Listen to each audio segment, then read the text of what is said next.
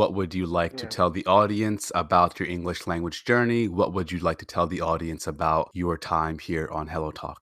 My journey, I was really shy and I didn't speak a single word. And whenever I was supposed to speak to a group of people, I just feel that I'm going mad and my mind just go blank and I couldn't speak a single word. But after that, I committed to myself that I have to overcome this, whether today or tomorrow, because I need it. It's English and you have to speak it with everyone and you are required to be good at English. And therefore, I just at the WhatsApp, I started calling to my friends. And then 2 or 3 months ago, I installed this HelloTalk, and I really found some good friends also here, and I just had a good time with them, and it really sharpened my English skills. And now I was back 2 or 3 days ago. I just reinstalled this app, and now I'm using it in a positive way, and I hope it will be more beneficial for me. Absolutely. I think that the people that are more comfortable with joining the live stage are those who downloaded the app much earlier and they have been part of this app for a very long time. And they've already exited their comfort zone with group calls, with private voice calls. And now we have the voice rooms. So people are speaking and trying to voice their opinions and trying to be more confident. And this is like the final stage, right? Turning on your camera and talking to someone in front of a lot of people. This is definitely something that we need to get over. We have this fear and we have to get over this fear so that we can progress in other areas of our life. Like, comment, and subscribe.